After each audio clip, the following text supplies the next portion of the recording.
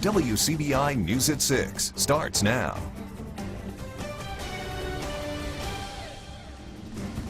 Good evening, everyone. The future of the top political office in a Wcbi County town is being settled in court. A special judge will decide the next step for the mayor's race in Brooksville. David Boswell was elected mayor in 2017, but the challenger, Early Henley Jr., is contesting absentee votes in the race. Attorneys for both sides presented their cases today in Wcbi County.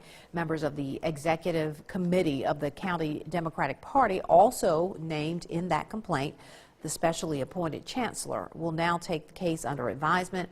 Boswell will continue to serve as mayor for Brooksville until the judge makes a ruling.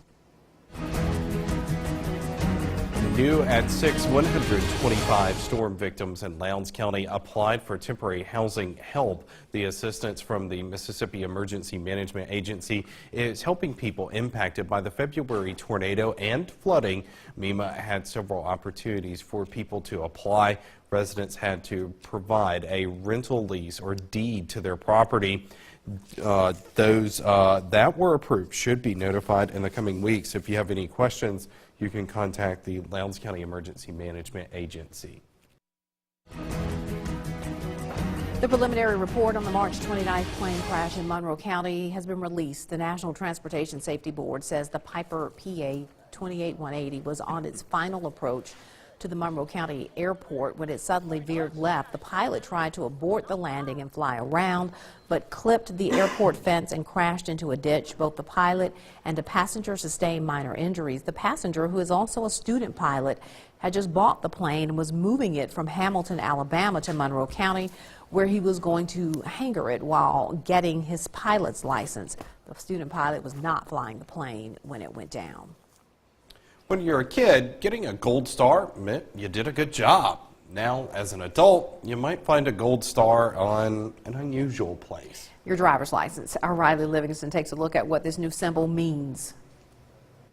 This little gold star on driver's license is causing a lot of conversation and confusion. Back in May of 2005, a Real ID Act was signed into law, making that little star or a version of it required for all U.S. driver's license. Nearly 15 years later, most states are in compliance. So the act was passed primarily to ensure that people that are getting access to military facilities or onto airplanes actually are who they say they are, that their ID is real and reliable. You're probably like millions of other Americans. You don't have the star on your license, but starting October 2020, if you don't have a real ID, you may not be able to use your driver's license to fly commercially or access a federal building.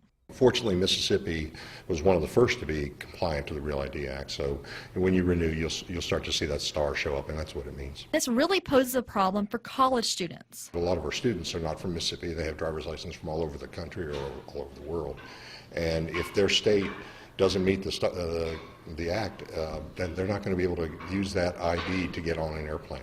And that can be very disruptive when they're trying to go travel. The Real ID isn't your only option for identification. Passports or military IDs are just some of the IDs TSA accepts. Reporting in Columbus, Riley Livingston, WCBI News. Now, if your license expires before October of 2020, the Mississippi Department of Public Safety says that you will automatically receive your new credential. If your license expires after that date, you can go to your local DMV to get a duplicate with the star on it. Now, let's take a first look at our forecast. We'll turn things over to Chief Meteorologist Keith Gibson for that. Keith?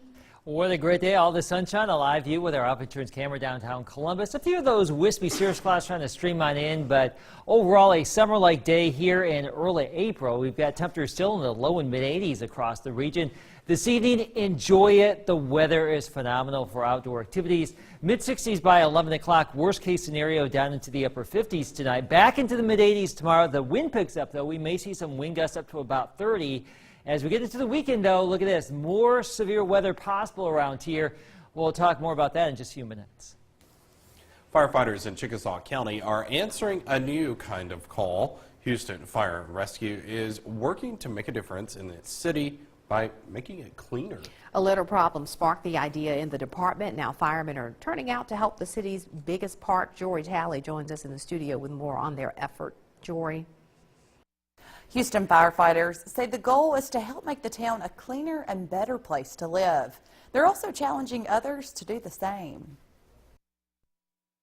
Park sits in the heart of town. It's the city's largest park and also its dirtiest until recently. Just tops and cups and bags, you know, or chip bags and just everything that whatever they had, they just left. For some time now, you'll read on Facebook, you'll hear people talking of the trash and the different things that people find inside our kids' park.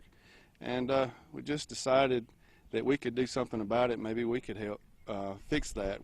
Our job is all about safety. Houston Fire Chief and Chickasaw County Fire Coordinator Jonathan Blankenship walks each morning. This park is part of his route, and he started noticing a problem, but he also had a solution. I see the trash for myself, and I just felt like we could make a difference. And so our guys at the fire station jumped in. They were all in, and each day we come down to the kids' park and kind of pick up trash in this area, and it's making a difference. 2 weeks after the fire department added the litter bug problem to its daily duties, there has been some improvement. It's crazy how, you know, how people leave that much, and we got trash cans right over by the pavilion. Although you'll spot a firefighter out here with a trash bag and trash picker, there's still garbage every day they report to park duty. We did it for a week before we actually said anything on Facebook, and put it out there, and was just kind of in hopes that maybe other groups, people, businesses, individuals, whoever would join in with us, pick a spot in the city that they want to help out with. And if everybody pitched in and done just a little bit, it would make such a huge difference. Firemen say since they've started picking up trash, the amount has gone from picking up a full garbage bag to half a bag. Louisville firefighters are adding a new set of wheels to the fleet. The new tanker replaces one that has been in use for 20 years. Chief Johnny Haynes says the truck will help improve the department's rating. He says it has many new components the old trucks don't have, including a foam system, which helps contain a fire quicker. A little bit more storage compartment than the old engine too, and this one hold about 300 gallons more than the other one. The other one was around 700, and this one 1,000 gallons. The new fire truck cost around $292,000. Well, this is National Crime Victims' Rights Week, and a Starkville police officer is getting statewide recognition for his work. Attorney General Jim Hood presented Lieutenant Bill Lott with the 2019 Amy Clayton Justice Achievement Award. Lott was singled out for his investigation of the 1990 Labor Day murders cold case. Last year, his efforts resulted in the identification and arrest of a suspect in that case. To me, it's nice to get accolades, but the thing that satisfies me is to be able to tell the family that we've arrested somebody. Be able to locate somebody that has been out there that we didn't know, and get them arrested on a 28-year-old murder case for the family. Lott tells us he will continue to put that same effort into all of his cases. A group of cyclists is picking up work as they travel the trace. We check in with these bikers on a mission when we come back. You're watching WCBI News at 6 with Andrea Self and Joey Barnes.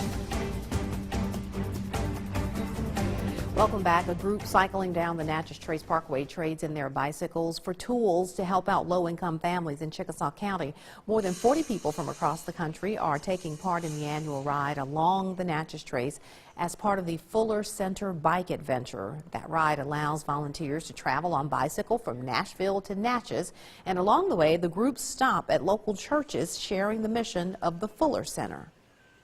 We raise funds and we solicit volunteers to help out folks who are in need. So it could be, as an example of this house, it could be a roof repair that is a needed repair. This is missions here at home, doing the work here for the Lord Jesus that we need to do to help our community, and that's what our goal is and what we want to do. They also have one work day on the trip. Crews installed wheelchair ramps at 2 other houses in the Houston area. They hope to make it to Natchez by Saturday. Pretty nice weather out there. We are still in the 80s, lots of sunshine. That's our Health Insurance Camera Network. Don't get used to the nice weather. We do have some more stormy weather coming our way. We'll talk more about that after the break.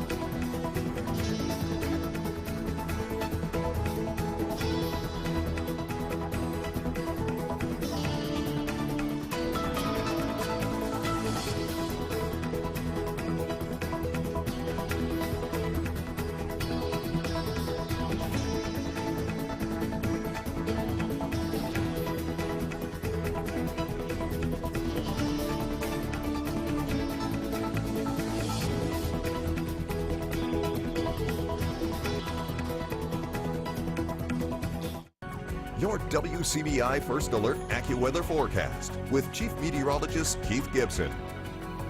A lot of stuff happening in Starkville this weekend. One of the things will be this weather radio event. We're programming Weather Radio's Academy Sports 10 to noon in the morning. So swing on by, get yourself a radio, bring one that you may already own. We'll check it out and make sure it's ready to go, because by Saturday afternoon or evening, you may need it. And it's always good to have multiple ways of getting warning information. We have a severe weather threat on Saturday afternoon, really from the late afternoon through Saturday night. That would include a tornado threat, and this would be an overnight event, and you want to be prepared. Several inches of rain possible this weekend, too. But that's a couple of days out. Today, meteorologist Jacob Dickey was at Churchill Elementary School, the second graders here in West Point, talking about tornado safety. A good time to do that. Tornadoes, hurricanes, floods, hail, all on the talking points today, in addition to the famous Jacob Dickey tornado dance. So they had a good time out there earlier today in West Point. Let's talk about your Thursday. Lots of sun, a little bit more cloud cover, still warm into the mid-80s. Winds from the south, though, about 10 to 25 with some higher gusts. So the wind is going to start to pick up for your Thursday, but overall a warm day. We are going to be dry tomorrow. We've removed the chance of rain and pushed that back until after midnight tomorrow night. So really all of our Thursday, a very nice day, just like today, only a few more clouds and much more wind. You can see the wind forecast. This is just the sustained wind forecast, about 10 to 25 with some gusts up to around 30. We've got 80s and 90s in the deep south. There's a raging blizzard, 20s and 30s up there across the northern plains. It's only 26 in Denver. I think they were 80 degrees yesterday or the day before. And you can see this area of low pressure right there in Kansas. Now, that is really stirring up the wind. We've got a wind gust now of 52 in Albuquerque. Widespread gusty wind all the way across the high plains, and that wind will be shifting our way for tomorrow. You can see the system, the area of low pressure coming our way. There will be a cold front that moves through tomorrow night. With it, a gusty band of showers and storms. We don't anticipate severe weather, but some of that rain could linger into our Friday, since the front will linger Friday and Friday night.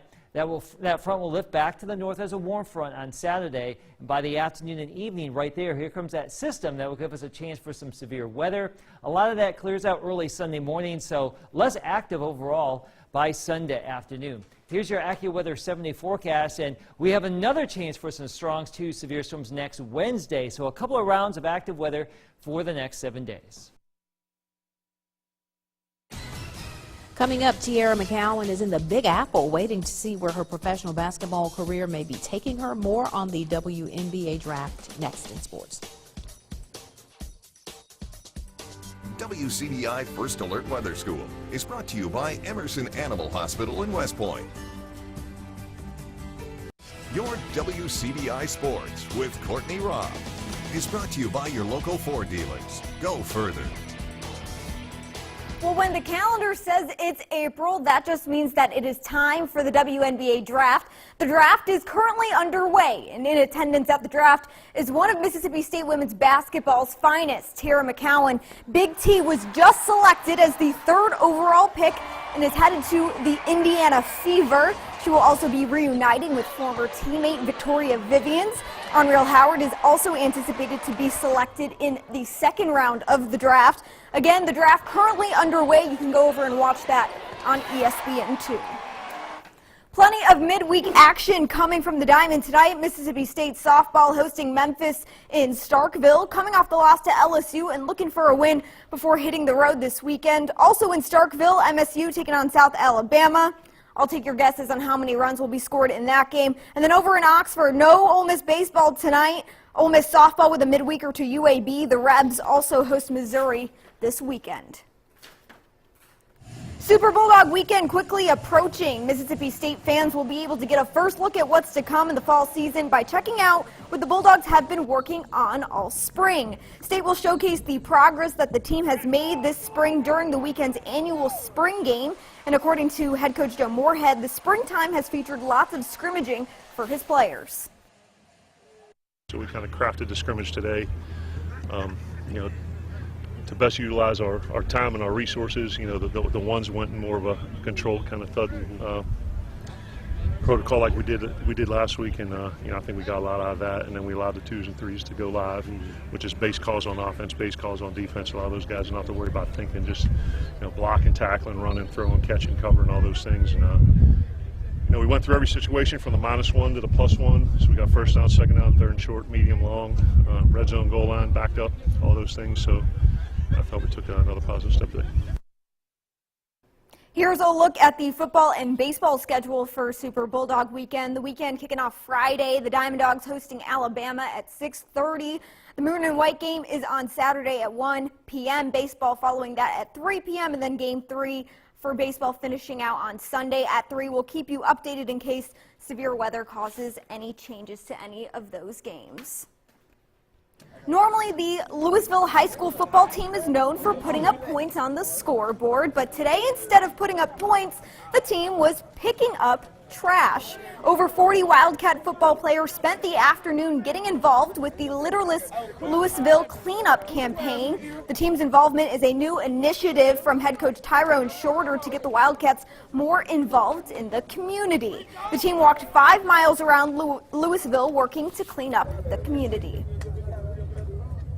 A big day for our friends in West Alabama as 2 students from Lamar County signed to continue playing the sports they love. Isaac Whittle is going to school at Good Elite Preps to play football, and Harley Carter is moving to the Friendly City as she signs with MUW to play volleyball. Both Whittle and Carter are extremely appreciative for the opportunity to play at the next level. To make it through this moment, what I've been through in life, I just feel like it's a blessing for God, and that's all I got to say. I mean, I couldn't go nowhere without him. I want to thank the coaches, the teachers, the football players for standing behind me as I got to this opportunity to sign with his prep school. I'm very thankful for this opportunity, and I'm excited to extend my volleyball career. The reason why I chose the W because it's an excellent school and I'm a mama's girl. Your last look is next.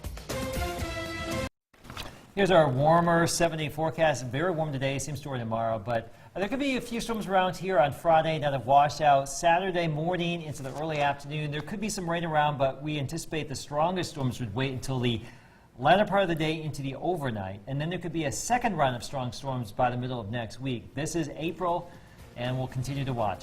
That's what happens this time of year. Yeah, I was just going to say, we got Cotton District, we've got Railroad Festival, so don't cancel plans. Not yet. Just be aware. We'll fine-tune things here, Bill. Yes, sir. All right, thanks for joining us, everyone.